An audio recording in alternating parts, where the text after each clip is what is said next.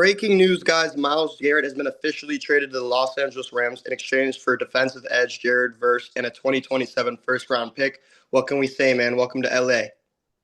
Guys just saw Myles Garrett traded the Rams. We're bringing you an instant reaction. I'm starting to think Marlon's the one doing all these things because we keep saying this is the last time he's coming on until the team previews in July, but something keeps happening with the Rams. They Like just I can't escape this guy. But no, we're happy to have him on. Marlon's gonna get to gloat once again. He gets McDuffie, gets Ty Simpson. He gets Myles Garrett. So we're gonna start by the official terms of the trade, even though Marlon already said. So Rams got Myles Garrett. The Browns got this year's first round pick, which is going to be the 31st or 32nd pick. Jared Verse, which we're going to talk about in a minute, because I think that's a big addition, which pushed this over the line. A second round pick in 2028 and a third round pick in 2029. So the Browns got quite the haul, but immediate thoughts from the Rams' perspective, Marlon, go. looking at it from the outside end, woke up, saw the trade details. Huge shock. Myles Garrett, we know what he's done. Let's take a look at Jared Verse, for example. Jared Verse, main guy that was traded besides the first round pick for this deal that actually happened. Jared Verse, first season defensive rookie of the year, recorded 4 sacks in total, along with his teammate Braden Fisk, totaling, I think, 2 or 3 right behind him. Yeah. Next year, he has a little bit of a better year besides his defensive rookie of the year, obviously, and has 8 sacks. So in total, he has 12. Myles Garrett broke the sack record in one season, which is way more than both 12 sacks. Yeah, So 100%. looking at this trade, it definitely goes both ways for both teams. More in my favor, I look at Jared Verse. He's a young guy. I thought he was going to be, honestly, our face of LA. He's only, I think, 24, 25. He's going into his third year, and also, well, now the Browns. I can't say the Rams anymore. Now the Browns. They're not going to be paying him real money for the next 3 years because he has 2 more years on the rookie deal. Then they'll pick up his fifth year option, obviously, and then also with Verse, something I wanted to bring up. So I always look at these things. They're like everyone's like they only got one first round pick. They got Micah Parsons got 2 first round picks from the Packers, and Max Crosby when he's supposed to go to the Ravens, they got 2 first round picks. So I did a little exercise here. Went back to the 2024 draft. Jared Verse was the 19th pick. So I just did a redraft as we were sitting here about to record, and I was like, where would Jared Verse go in a redraft? I have him either going I have him going as high as number 7 and the lowest being number 11. So it's basically the Browns, from the Browns' perspective, because I think it's a win-win for both teams. They're going to get this, let's be honest, it's going to be the 31st or 32nd pick this year. And they're Yeah. getting basically a top 10 pick. And also, you know what you're getting. You're not getting like a top 10 pick mystery. Like, for example, I think a couple years ago, I forgot like there was a big thing. Oh yeah, when the Rams, funny enough, the Rams Lions, when the trade for Stafford went down, the Lions got a top 10 pick for Stafford. Yeah, they ended up getting Jameer Gibbs. It worked out, but that was still a mystery. And also, Yeah. they traded back to get Jameer Gibbs. So you're getting if you're the Browns, you're getting a surefire thing. I know we're gonna go to the Rams right back in a minute. But if you're the Brown, and also just looking at the Browns' perspective too, because I really think this was a great trade for them because we Myles Garrett wanted out, and you had to. It's just You got to think about your future. He's getting yeah, older. yeah. Rams And are in Myles, win now mode. yeah, no, and Myles Garrett, I believe he's still under like 30, I or he believe might he's be 30. 31. No, I he's believe he's 30. 31. He turned 30 this year. Okay. So, and yeah, I mean, he's still, I mean, I think he's going to be going into like year 9 or 10. But Myles Garrett is like, I mean, he's, like I said, a top 3 defensive like lineman in the league. I mean, him, Crosby, Nick Bosa, they're top 3 interchangeable in my opinion. But Verse, very good player. I mean, if you're the Rams, you probably would have preferred to trade Byron Young because you have like 1 more year to you would have to pay him. Mhm. But I mean, like I said, I mean, if you traded Verse, I mean, I'm A okay safe with trading Verse for option. them. Hmm? I personally think all the love to Jared Verse. I mean, thank God he was training with AD. I mean, he was the second face of LA coming after Aaron Donald. We Yeah. all knew that. We saw Oh the yeah. same.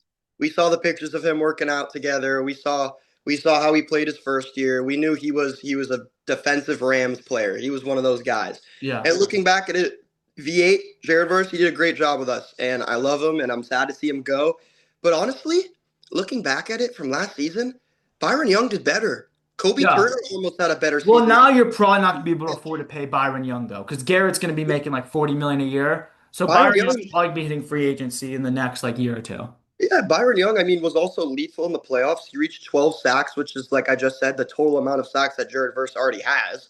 So it's not like you're losing your whole defensive line. You still have these very good pieces in Puna Ford, Kobe Turner, Yeah. Braden Fisk, And you're Byron just Young. adding like the best in the league to it. And also with the Rams, everyone's saying they're going all in on this year. Myles Garrett's still in his prime. Like Yeah, Myles Garrett, yeah. he's 30 right now. He's got 30, he's got like 4 more years of his prime probably. Maybe not this level. I know next year and the year after he'll probably be close to this level. But Mhm. I mean Aaron Donald was 33 and still the best defensive lineman in the league. Yeah. So I mean such a crazy trade. Was not expecting this. I fully thought he was going to the Cowboys. But the Rams, you look at the Rams, and I don't want to just talk about this year because everyone's talking about this year. Let's talk about next year. McDuffie entering his prime, you have him for 4 years. Same Mhm. with Garrett. So those are going to be your leaders on defense. And then you have young guys like Braden Fix, Brian Young, veterans like Puna Ford, and a guy like Nate Landman who you're not paying yet. And I mean, I love Nate Landman. It's like one of my favorite players to watch in the league. And the only concern, and this is my only concern. The NFL, you're supposed to spend more money on offense than defense. Yeah. There's going to be some offensive guys in the next couple of years. I mean, Puka, I think you'll end up extending Puka. We just have to see if the off the field things hold up this year. But I'm just saying, like Ferguson, and a couple other your tight ends, like there's Yeah. gonna be a There. guy that's gonna get let go to free agency now. 100%. And but I will say, I mean, you guys are set. If Ty Simpson's just decent after Matthew Stafford, you guys are set. I mean, just from defense alone. And you look at it also. Another big thing I want to talk about, Chris Shula, um, which defensive coordinator for you guys. There's not going to be a lot of jobs next year in the NFL cycles. Like, what are going to be the open jobs? The Jets, Yeah. like maybe the Yeah. Browns, the Bucks would be a decent job. Like, he may just stay with you guys for another 2 years until he gets a good job. Yeah, and honestly, looking at this season, he hasn't since having Chris Shula, he hasn't had these defensive like this many defensive pieces to work with in his defensive schemes. So Mhm. looking at this, if anything, it just boosts his resume even more. So, obviously I would love to have a great defensive coordinator as Shula, going back to Don Shula, one of the best coaches of all time. But looking at Chris Shula and the defense he has now, yeah, I could definitely see him staying for another year, especially if everybody's still primed and ready after this year. And Myles Garrett just signed an extension with the Browns, and now that's passed on to us, so we're gonna have him until 2030. Yeah, So and you're not gonna have to pay all that because the Browns are gonna take some of that money. And also, I want to bring up something too, going back to the Browns, because we've done quite a bit of talking about the Rams. So the Browns, they're in a rebuild, obviously. Myles Garrett wants to go to a winner. Myles Garrett, he wins you a game a year by himself. Like yeah, he's that good. And if you're a team like the Browns who wants a top pick, I don't know if you want Myles Garrett on your team. yeah, That's why he's on the Rams now. But let me bring this up. So the Browns have had some pretty good draft class in a couple years. The 2025 draft class, they got Mason Graham, who's going to be a good defensive lineman. Won't be Myles Garrett, but good defensive lineman. They got the linebacker from UCLA, Carson Schwensinger. They got Quinshon Judkins, and they got another running back, Dylan Sampson. Four really good players in the 2025 draft. 2026 draft, they go Spencer Fano. Their next two picks, they go Casey Concepcion and Denzel Boston. One of those is going to work out. yeah. And then they get Emmanuel McKeel Warren, who I loved, and Austin Barber, a good tackle from Florida. They get a center from Bama. They're from these past two drafts, they're gonna Pretty have good. 11 solid starters. Yeah, And next year they just got even more draft capital. I'm gonna be honest.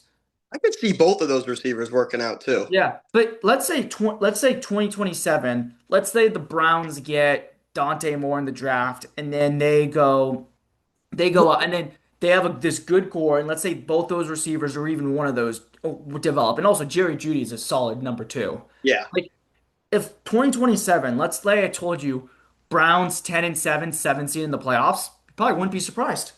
Wouldn't be surprised at all. And I wouldn't be surprised if they make a run, considering, I mean, the AFC, let's take a look at them. They've been Yeah, pretty weak the past couple of years. But, I mean, yeah, there's some big, strong teams. You got the Texans who've developed into a yeah, very good team. The Steelers have fallen off a little bit. The Chiefs are probably back up there, probably going to make the yeah, playoffs this year.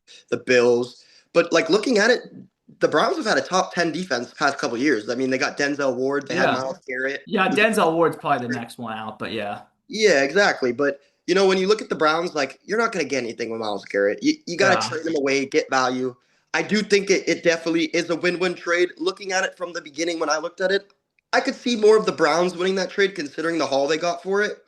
But the Rams, we know they've been on the Well, here's the thing. contending If you list. guys win a Super Bowl, like you win the trade. Like, look, I mean, if Exactly. you look at the Stafford trade, the technical terms from the Stafford trade, I think the Lions got like six starters from it, like six Pro Bowl players from all those draft picks. But you guys won the Super Bowl. I think the Lions will win one in the next couple years. Yeah.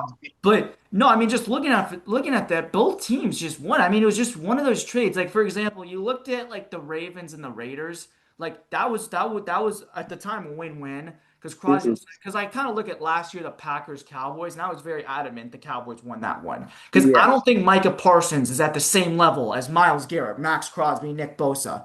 There is a clear gap. I think the Cowboys obviously won it. If you look at now, I think the Cowboys will make the playoffs. The Packers will miss this year. And but yeah, I mean, this was just such a great trade for both teams. And like I like yeah, and I like I said, I think Denzel Ward's gonna be on his way out. I could see them getting like a second round pick for him. He's a great player. But yeah, overall, just kind of final thoughts on this. Like, I mean, the Browns are gonna suck this year. The Rams are gonna be really good. And I think 2027, the Rams will still be really good. The Browns will kind of get up there to above average. And 2028, both teams will be really good. Yeah. I mean, my final thoughts is really just F them picks, man. I mean, it's been And when you it's been have picks, you make good picks. Look at Jared yeah. Verse. And it's been the motto since we took the Super Bowl home. I still remember when Snead walked up to the board and said, "That's how we're going to bring more Super Bowls home." And look what happened. You trade away your pick for McDuffie, all pro cornerback, and his former teammate Watson, who have both experienced the Super Bowl and know the playoffs. Myles Garrett hasn't really seen the playoffs like that. I mean, he's been there once, I believe, but he hasn't really gone on a stretch with a very good team. And now that he's going to be backed by a whole bunch of Super Bowl winning players and that type of a caliber of a team, the Rams are in a very good spot this year. Even without Garrett, making that move puts them in a very good spot, especially just looking forward towards the future. Like, what are you going to do to stop this defense? I mean, realistically. Hey, let's say it's not going to happen. Let's say Aaron Donald missed the thrill. 1 year deal.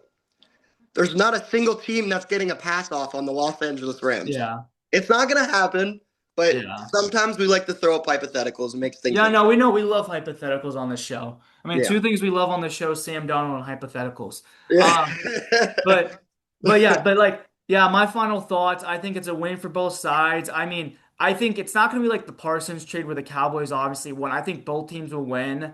If the Rams win a Super Bowl, it's going to be a moot point. Which I think they're going to do this year. I don't want to spoil the picks, but it's going to be really kind of hard to pick against them. Mhm. Because oh my God, you guys are going to have like Garrett. Yeah, I mean, the quarterback's going to have a second and a half to throw, and when he does throw, he's going to get picked off by McDuffie. So but yeah, Marlins, Rams talk, Instagram, everything will be linked in the description. I'm not gonna say the next time you're gonna see him is in July when we do the team previews because the Rams do something new each week. Who knows? Maybe Denzel Ward will follow Myles Garrett to LA. But yeah, we'll see Marlon the next time whenever we see him. If Sure. I'm not gonna say, like I said, I'm not gonna say the team preview, but we'll see you guys next time. This is the biggest trade in recent memory in the NFL. Yes, sir. Go Rams.